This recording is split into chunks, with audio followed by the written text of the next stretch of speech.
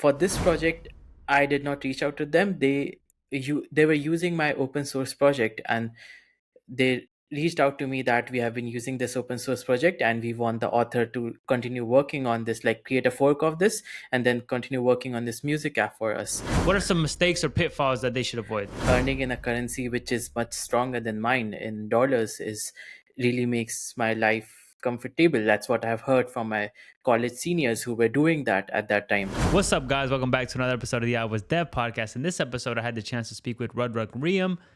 Rudrank is a iOS developer who primarily focuses on freelancing, and he's also a technical writer with his own blog and a few books out there. We really dove in depth into freelancing and being a digital nomad. I hope you guys enjoy this episode. So you've been a developer for a while now. You've had like different roles as a developer. So what inspired you to write a book on freelancing? So when I started out freelancing, I was still in my third year of college and I just had no idea where to even begin with. Like I got really I got extremely lucky that one of my close friends got a contract role related to Swift UI, and at that time I was working heavily with Swift UI. So he said that okay, he just referred me, and then that's how I got my first contract. Otherwise, I would have never tried my hands on any freelancing website like Fiverr or Upwork. So I was very aimless, but I knew that earning in a currency which is much stronger than mine in dollars is really makes my life comfortable. That's what I've heard from my college seniors who were doing that at that time. So now that I'm a position where I can proudly say that I'm connecting the dots backwards, I can say, wow, I wish I had someone to kind of guide me onto this path, which is different from the employment part. So I wanted to write a kind of a book dedicated to the younger Rudy or the younger Rudrank. Ah, so you said you got your first freelancing project from a friend or a former colleague? So Swapnil, he's a WWDC scholar. Mm. I met him during WWDC 2019, and then I think in 2020 he got an offer to work for a startup, and then he just told the person that Rudrank is great at them, you can approach them, and Mm. that's we started talking. I started talking with the client, and that's how I got my first offer. Yeah. And back to the book. So for freelancing, what's like the most important thing, or like what's the first step someone should start off if they are a developer and they want to freelance? I think the first step is to believe in yourself because that's really needed in this path because you can face a lot of rejections, especially when you're going out on freelancing websites when you see people with thousands and thousands hours clogged and then you're just starting out with your 0 hours. So you just need to believe in yourself. And from my experience, I have realized that building a social platform or an online identity really helps you. It takes time, at least a year or two, but it is after that it becomes kind of a shortcut because you are not approaching the clients are approaching you based on the work that they have seen.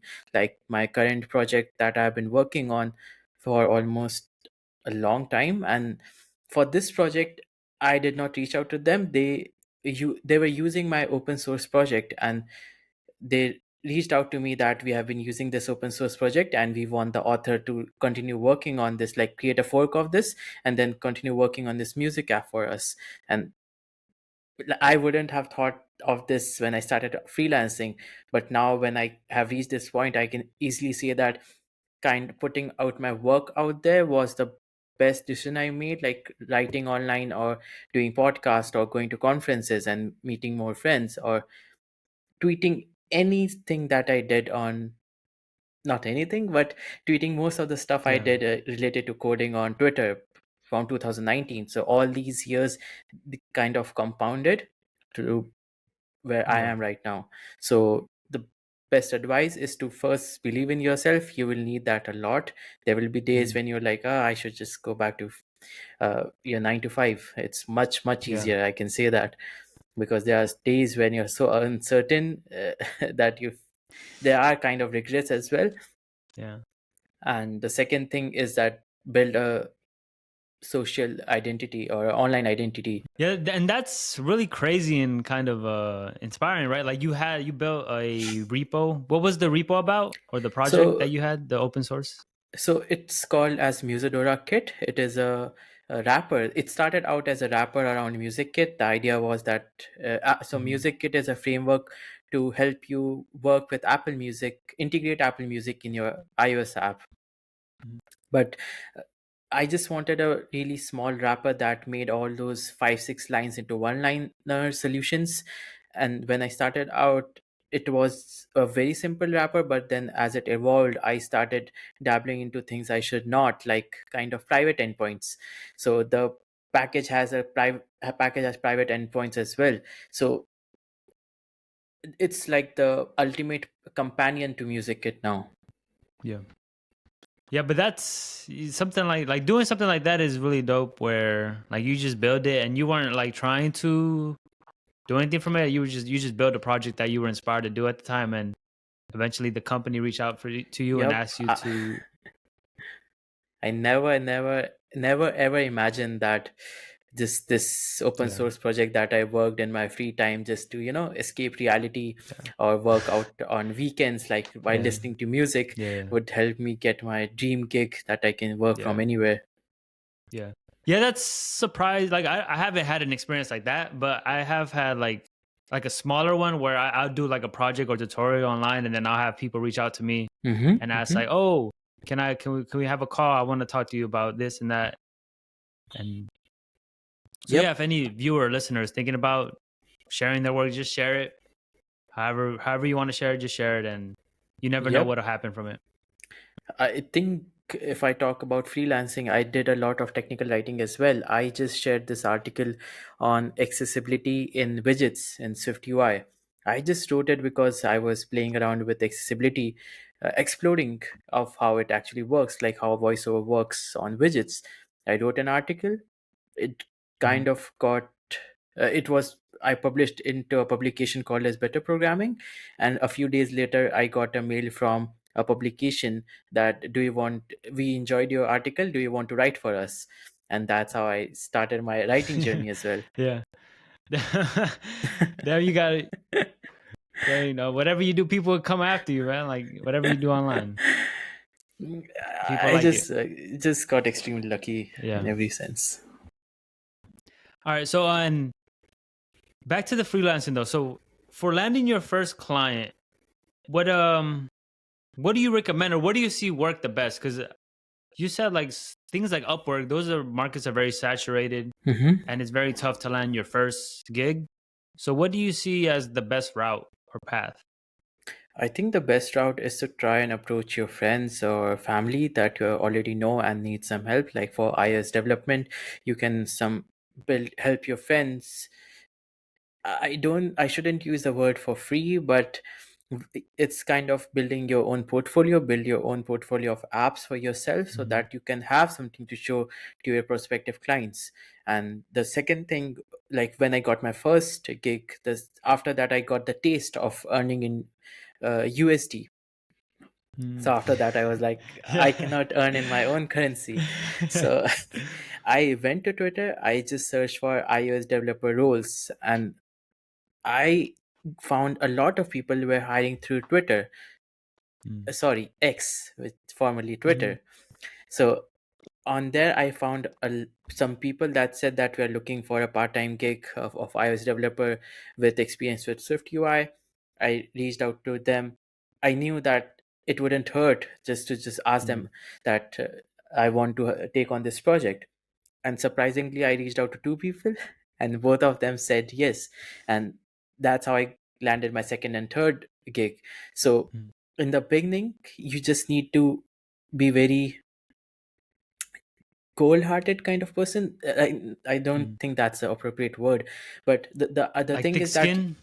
yes, thick skin. You just need to go There you and go. apply and just find a lot of people to uh, reach out to with a solid Mm. foundation or a solid portfolio that shows your work. Either it Yeah. can be open source work on GitHub, or it can be articles that you wrote, or you can just record YouTube videos as well.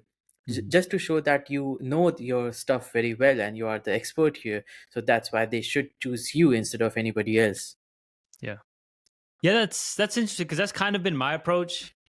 And what and I don't, to be fairly honest, I don't have people throwing money at me yet, but my approach has been to kind of work with people who have ideas, like around people that I know, like friends and not family typically, but like friends and just people that I meet throughout my daily life. And what I try to do is like at first I evaluate like the idea, like if it's a good idea to be built as an app. And from there, if it is, then I see like let's do it and see what happens. Yep. And at the end of it, you have something in your portfolio. And from there, you can, like you said, you can build out your portfolio, and then you have like some sort of confidence, and also the reference when you go to future people to ask for like a contract or a gig. Yep, but it's just that you need to have something to show them, because just think from a client's perspective as well. Like, why should they hire you if you don't have anything to show to them? Like, I have a very interesting example from my initial freelancing journey. I was working on this very simple app, gradient game. You just have two images and two gradients, and then you have to Mm, use the RGB sliders to match the colors. So it's like testing your design skills in a fun way. mm, mm, I worked really hard on it. I put it on Product Hunt. It did really well there. And then I never thought this is my portfolio app. It was just something that I used to play when I went to college in Metro. mm, But when I was talking to this prospective client that I mentioned, that I reached out to Twitter, he mm. specifically explicitly mentioned that I downloaded Gradient Game app, and I'm confident that you can work on our app Yeah, as well. And then I was like, wow, I never thought in that way, yeah, because my app store portfolio was something that I actually put out something for people to see. mm, So just that yeah, push was enough for the clients mm, to see that, okay, this guy knows what he's doing. mm. Yeah. And is there like what would you recommend? That how many projects or like things on your portfolio would you recommend? I really don't have a opinion on this, because Mm, it really depends of how much you want to invest your time in. Like, you can have one super app kind of stuff that mm, has, where you have playing with a lot of technologies, a lot of frameworks, or you can have many small apps where you are playing mm, with different, like, let's say one music app, one is related to a maps app, and one is related to, mm. give me an example.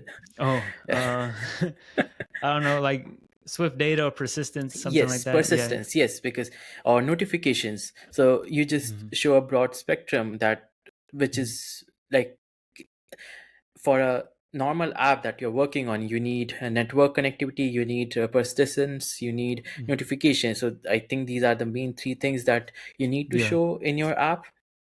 And then after that, it's accessibility and how you can do well on that. So I think these four are the kind of pillars that I think Mm, should be in your apps. It doesn't matter if it's mm, a one app or it's many apps, according to me. yeah. Yep.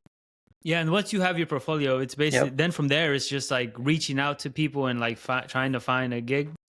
Yep. And yes, kind of. It's That's how you can put it in a simple way. Yeah.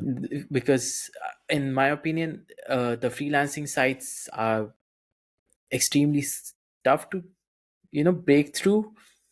Yeah. And so the easiest way is to just some reach out to other people on social media, or different groups on Facebook or LinkedIn Mm, groups, and see if anyone is willing and have is willing to take on a part-time role.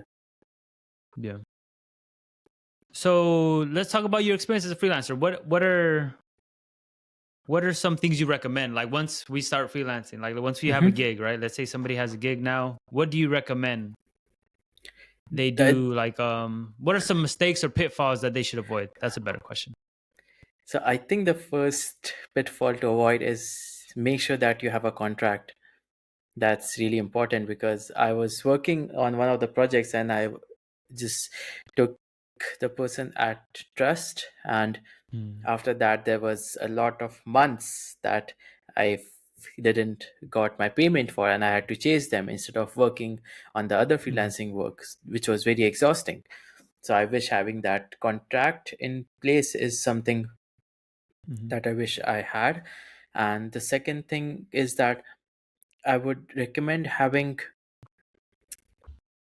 when you have the first contract, you need to know that, what my approach is that whenever I take on a freelancing client, I want to work with them in a longer term or longer duration. So Mm.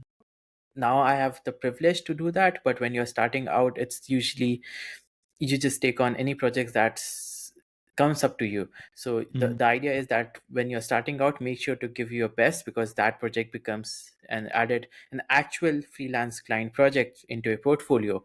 So make sure Mm. that you give your best in the first initial ones. Then you will have to give your best in all of them, but in the first few, I think you just need to make sure that you just stand out with your work. And Yeah.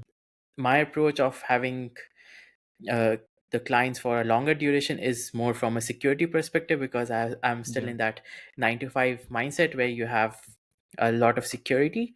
So that's Mm. how I approach freelancing as well, and Mm. which has worked well for me compared to when I was doing it Yeah. without any contracts, just Yeah. taking any projects that would come to me. Yeah. Wait, so what do you see as like the trade-offs then?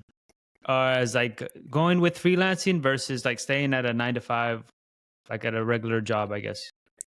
So the main trade-off, like, it depends from country to country, but for me, it's that I do not get any health insurance. Mm. So I have to pay for my own health insurance. But the better factor, I think in US you also have to pay the self-employment tax, which isn't the case in my country. But in my country, I actually have an advantage when it comes to taxes. Oh, and So you guys don't have the taxes for the for what? Because I guess when you're freelancing, it's you get an income as like an independent contractor usually, yes, or I don't know what the legal form name is called, but there's. so you do not having to pay extra taxes because you are self-employed. Mhm. Yep, Oh. so that's a good part. And compared to 9 to 5, I just feel like, because in a 9 to 5 you are more in a secured place, and usually you work in a more bigger team with a lot of colleagues. It can happen in a Mm. freelancing contract as well, but like in my situation, I usually try to work on teams that are very small, like Yeah. less than 5 people, versus working in a startup or a medium Yeah. sized company with more than 50 people. So the trade off for me right now is that I just don't have any colleagues. Yeah. Like Yeah. the only colleague I Yeah. talk to is the other engineer that I have, who is the Yeah. founder as well. So we just Yeah. have calls like once a week, or once in 2 weeks or 3 weeks, Yeah. or otherwise everything is on Slack.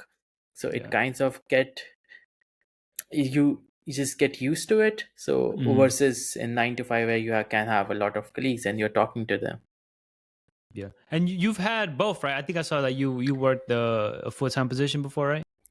So I haven't had a full-time position as a full-time software engineer. Mm. I did a full-time role. It was also a contract, but it was a full-time contract Mm. as a developer advocate. I worked Oh, there for almost yeah. 18 months. Yeah. And you didn't like it compared to doing like working on a smaller team, right? Because I'm pretty sure you had like to work on a big team there. So the reason, so after the experience I had where the client wasn't giving, was stuck with that client who didn't pay me off. I was just exhausted. I was like, right off out of college, I decided to just go all in into freelancing. I had a full time Mm. offer. I just dumped that offer and went all in into freelancing because I got the taste of USD. Yeah. But then this incident happened, and I was like, oh no. I was just too exhausted to continue this Mm. freelancing path. So I wanted to have something secure as a 9 to 5, where the money comes every month on a specific date in my bank account. Yeah. And coincidentally, the startup reached out to me that they're looking to hire a developer advocate and they would want to Mm. interview me. The interview went really well, and they are a European company, so the work life balance for them is more chill compared to what I have experienced in my country or even in the US. Yeah. So I was really excited to work with them. And yes, they were like a bigger company, I think almost 30 people. Mhm. So I would interact with my boss and my other colleague or the marketing manager or the designer on every week on a FaceTime call, on a video call. Yeah. So that experience was something that I cherished.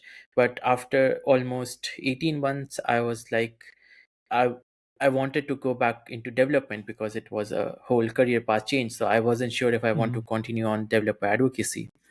Mhm. So it wasn't that I did not enjoy it, but one thing I really don't know, because when I was working as on this 9 to 5 scenario, I had the full freedom to work remotely, but I didn't go out of my house at all. So I cannot compare it Yeah. Yeah. compare it to freelancing. But right now I'm Yeah. just working in different countries. So if I Yeah. was working in that time, I could have compared. But this wasn't a trade-off for me. Yeah. But the biggest trade-off is like I don't want to give 8 hours or two on work now. I want to Mhm. like just spend maximum of 4 or 5 hours on freelance work, and then I can Mhm. spend the rest writing on my own stuff, writing my own stuff. Yeah. Yeah. Damn. Damn, there's a few things I want to get into there. Hmm. Um, let's let's stick to freelancing. So you like working on your own projects, right? Yes. Yeah. And at the big company or when you have a big team, do you see or have you experienced that things move slow? So I interned with Apple once, Mhm. and I really felt that. So that so Apple is like a very huge company. At Yeah. that level, it is very obvious that things move really slow. But in a startup, you usually expect that things moves really fast. So that's why I Mhm. really like to work with only startups now. Yeah. Yeah, and you're not a fan of that because like it kind of leads to you spending time just not doing nothing, right? Just like or like waiting or because you're blocked or Yep, there's yep. usually a reason, right? I feel it just leads to more leisure, which I don't Yeah. enjoy. Mm. Yeah. So you mentioned that you've been like traveling and working recently. Mm-hmm. How has Yep. that experience been? So after I quit my full-time contract in May, Mm-hmm. I went Mm-hmm. for a month to US to just enjoy WWDC, and then I just wanted to see Empire State, so I just went there. And then after that, I realized I kind of in I won't I enjoyed this minus being feel like a broke person in New York. So I started looking so I started looking into um, places like countries that are near me and which easily instantly give visas. So I mm, got to know that Malaysia is almost an instant visa for me. So I went there in July for almost 3 weeks. I worked from there part time for the on the same project. The time difference did not make much of a difference because we were already working async. mm, So 2.5 hours extra didn't help add much to the yeah, hassle of miscommunication or anything, because yeah, I'm very used to async work. So I really enjoyed going to Kuala Lumpur. Then from there I went to Taiwan, Taipei for mm, I think 2 weeks, and then I went to Hanoi in Vietnam for 2 weeks, and then this month I'm kind of taking a rest, and then mm. I'm going to Amsterdam next to Oh, next week. Yep. for the And conference, right? yes, for the conference. Oh, So my dang. So how is it when you travel and like you're spending 2 to 3 weeks in these different places? How do you find time to like manage and like balance? I think so. As I mentioned, I try my best to just work 4 hours a day. So I do 2 hours in the morning and want to have 2 hours at night. But sometimes it's a continuous 4 hours in the morning, and because because I went off in an off season mm, time when it was just raining, Mm. so I was indoors most of the time. Oh, So I was just yeah. anyway working. Yeah, so I would just go out in the evening. So I would just work in the morning and the afternoon, and then go out in the evening. Yeah. So it was very much manageable, but I think now that I want to explore more, it would get much difficult. So I really haven't planned how I'm going to manage when I go to Amsterdam, but my Mm-hmm. idea would still remain the same: 2 hours in the morning and 2 hours at night before going to Mm-hmm. sleep. Oh. Yeah. Because I kind of did something similar recently. I did like 3 weeks, almost 3 weeks Hmm. in Colombia, and that was like my first test if I could, if I would like it, and also if I could do it, right? Hmm. Because the worst thing is like to do it, like or to go and like you end up not doing any work. Yep, yep.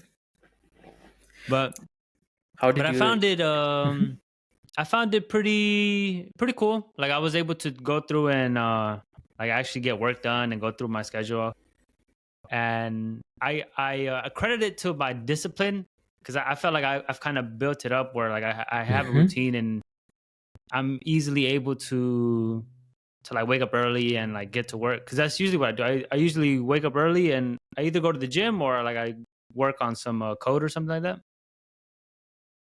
So that's what I was doing there. Not every day, of course. Like I would kind of plan like a few days before. I would plan out what days I'd be working, and yeah, that was my approach.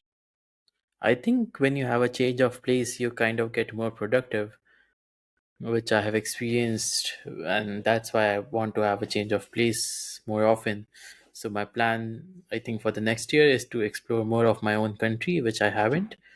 Mhm. But now that, like, my plan is to, like, if 1 hour of my work is costing me one night at a hotel, then I'm more than okay to do that, and the flights are very Mhm. much cheap compared to going Mhm. international. Yeah. And so you do a so what do you do when you go? You do a hotel or what do you where do you stay? So I usually try to have hotels, but I've discovered this concept of serviced apartments in Vietnam, which is very cheap. It's like a whole studio, like a duplex, and it Mm-hmm. was just $70 versus, like, I had the worst hotel in New York for like $200. So after that Yeah, experience, I was like, it's New York. yep, this felt so much better that I was like, I don't want to go back home.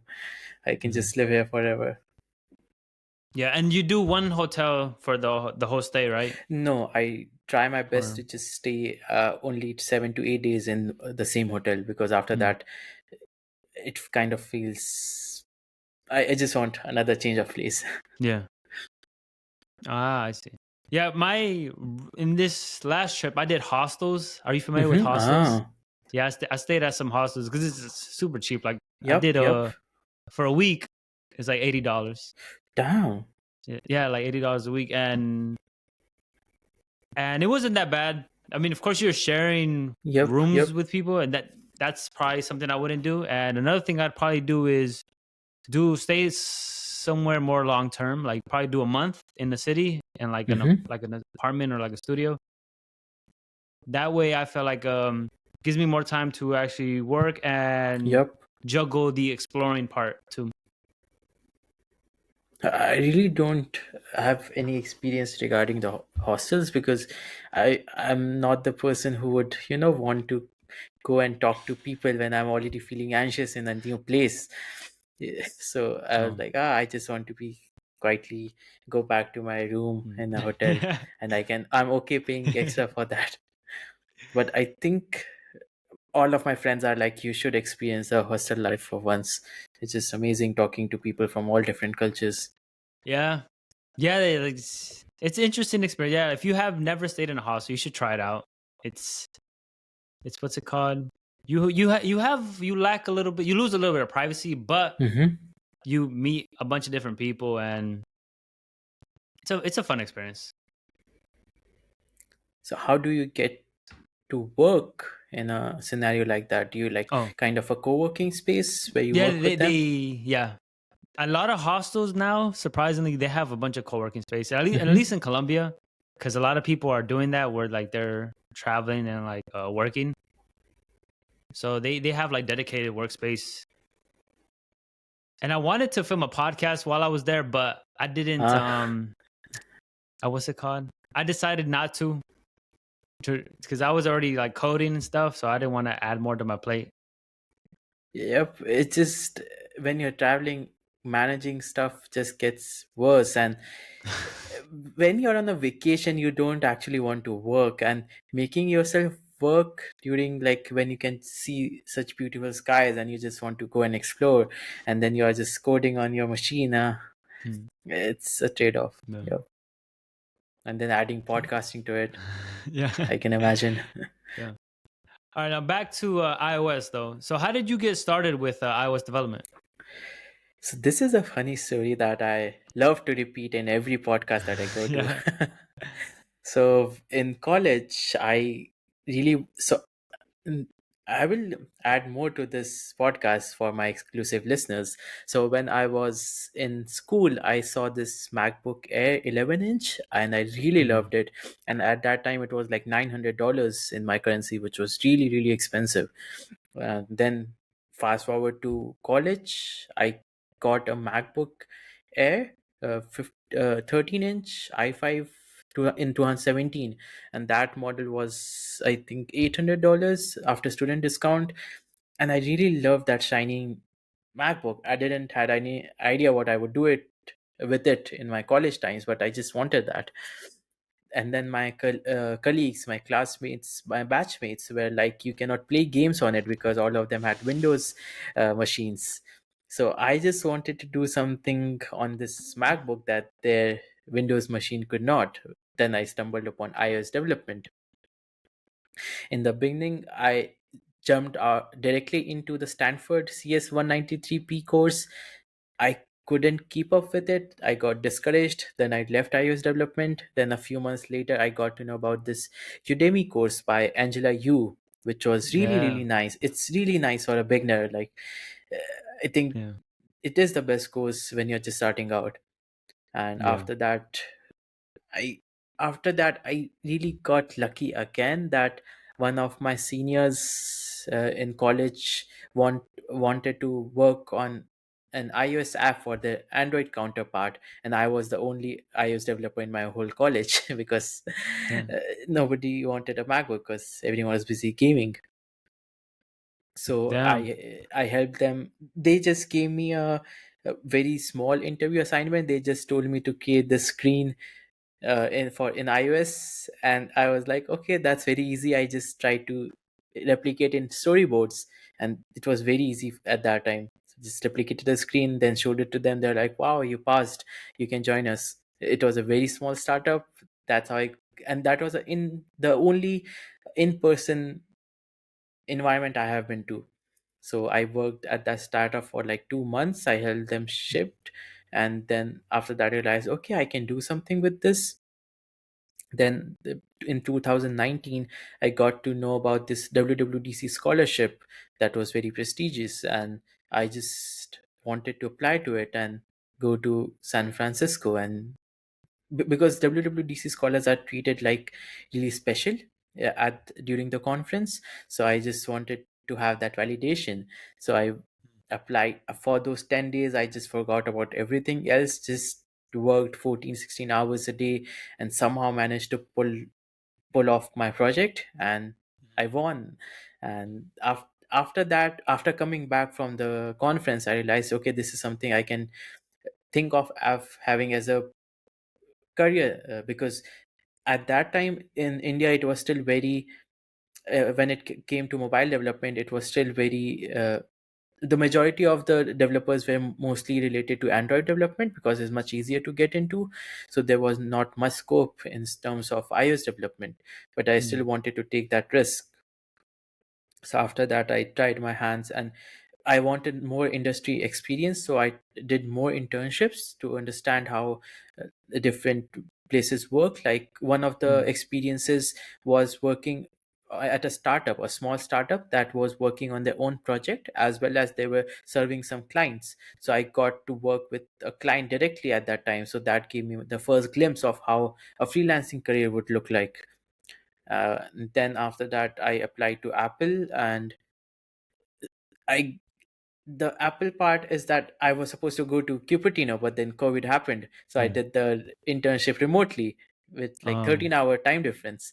So that actually taught me how to Yeah. be in an async environment when I'm taking meetings at 5 a.m. or 2 a.m. for my team meeting.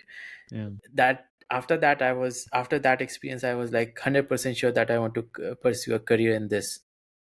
Yeah. And Dang. So how was your Apple internship experience?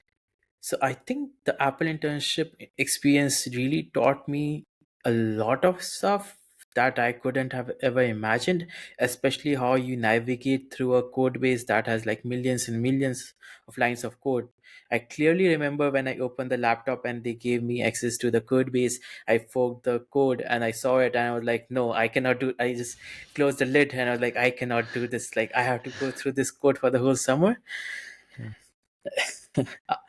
Then my manager helped me go through the major parts. Like, Mhm. I didn't have to interact with the whole code base for the internship. Yeah. So I What think. what team Mhm. were you on, or can you share what team you were on? Oh, yes, I can share Yeah. that part.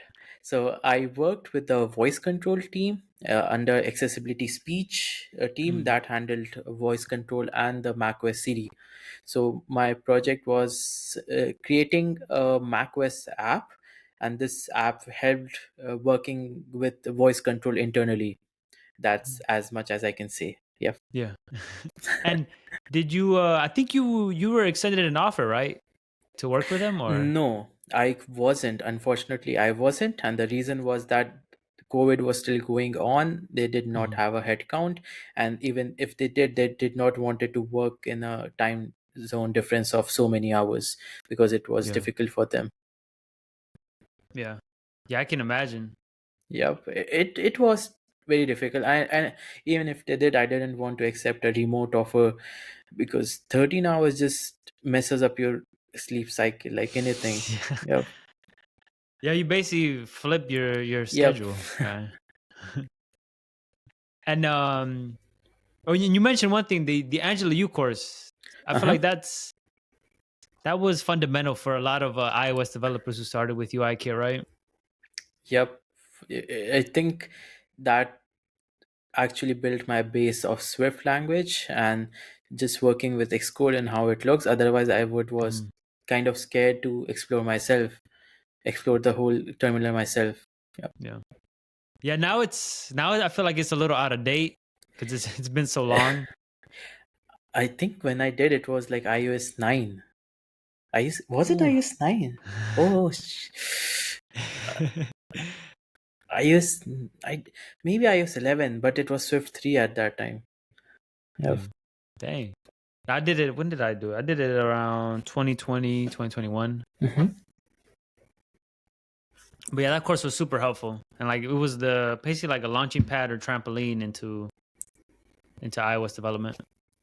I think it gave me the confidence when you created that app, the Rich app.